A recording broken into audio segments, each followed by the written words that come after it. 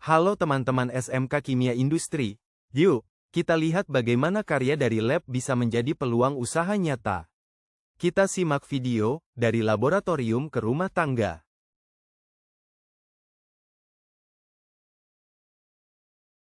Sebagai siswa SMK, selain siap kerja, kita juga dituntut untuk memiliki jiwa wirausaha.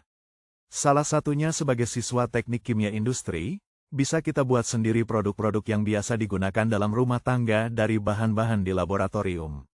Bahkan, bisa kita jual untuk menambah penghasilan. Mengapa kita pilih untuk mencoba dengan produk yang berhubungan dengan rumah tangga? Ya benar, karena kebutuhan akan terus ada, seperti kebutuhan sabun cair untuk mencuci piring, sabun cuci tangan, pembersih lantai, lilin aromaterapi, dan lain-lain. Oleh karena itu, ayo kita kembangkan keterampilan berwirausaha dengan panduan pembelajaran Project Based Entrepreneur ini. Apa sih Project Based Entrepreneur itu? Adalah pendekatan pembelajaran atau praktik kewirausahaan yang melibatkan proyek sebagai kegiatan utama, di mana kita akan belajar dan menerapkan konsep-konsep kewirausahaan melalui pembuatan, pengembangan, dan pelaksanaan proyek nyata. Sekarang, kita bahas langkah-langkah Project Based Entrepreneurship atau PBE. Menurut Arya Yulianto dan kawan-kawan tahun 2016, sintak PJBL ada 6 langkah, meliputi 1. Menentukan pertanyaan dasar, 2. Membuat desain proyek, 3. Pembuatan produk, prototyping, 4. Uji coba dan validasi pasar, 5. Strategi pemasaran dan penjualan, 6. Evaluasi dan refleksi bisnis. Tahap pertama yaitu menentukan pertanyaan dasar. Pada tahapan ini, kita akan melakukan identifikasi dan membuat pertanyaan yang bertujuan untuk menemukan kebutuhan pasar terhadap produk rumah tangga yang bisa kita buat di laboratorium sekolah. Pertanyaan yang mungkin kita dapat misalnya, apa kebutuhan rumah tangga sehari-hari? Apakah ada keluhan terhadap produk yang sudah ada? Dari pertanyaan itu ternyata banyak konsumen mencari sabun cuci piring yang ramah lingkungan.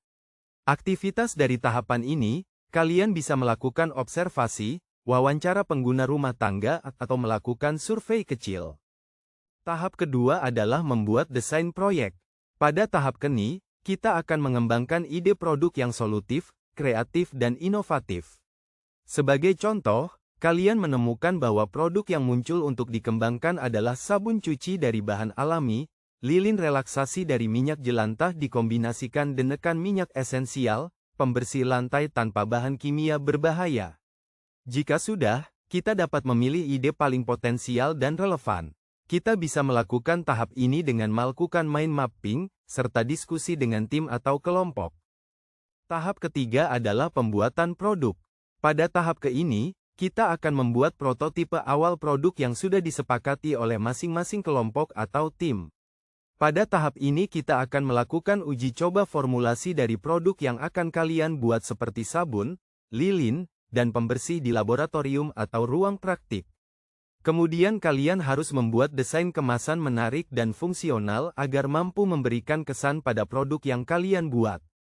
Pada tahap ini kalian harus mendokumentasikan setiap prosesnya. Tahapan keempat yaitu uji coba dan validasi pasar. Tahapan ini bertujuan untuk menguji produk ke target pasar. Langkah-langkahnya yaitu 1. Berikan sampel produk kepada pengguna. 2. Kumpulkan feedback dengan minimal poin berupa pertanyaan mengenai kualitas, aroma, efektivitas dan juga kemasan. 3. Evaluasi hasil dan perbaiki produk. Instrumen yang digunakan pada tahap ini bisa berupa kuesioner, review pengguna ataupun panduan wawancara. Tahap selanjutnya yang akan dilakukan adalah strategi pemasaran dan penjualan. Tahapan ini bertujuan untuk menyusun strategi go-to-market dari produk yang dibuat dengan simulasi penjualan online, serta membuat akun bisnis. Pada tahap ini, kita akan memulai menentukan harga jual dan USP atau Unique Selling Proposition. Menentukan desain branding, logo, slogan serta media promosi. Kemudian mencoba menggunakan salah satu strategi pasar yang saat ini banyak digunakan yaitu platform marketplace seperti Shopee, Tokopedia atau sosial media. Tahapan terakhir yaitu lakukan evaluasi dan refleksi bisnis. Tahapan ini bertujuan menganalisis keberhasilan proyek dan peluang perbaikan bisnis yang kita bangun. Analisis bisa dilakukan dengan membuat pertanyaan di antaranya. Apakah produk diterima pasar? Apakah strategi pemasaran efektif? Apa pelajaran penting yang diperoleh siswa? Pada tahapan ini aktivitas yang dilakukan adalah presentasi hasil dengan output berupa laporan akhir proyek. Selamat dan semangat mencoba. Belajar berwirausaha sambil menciptakan solusi nyata untuk produk kebutuhan rumah tangga.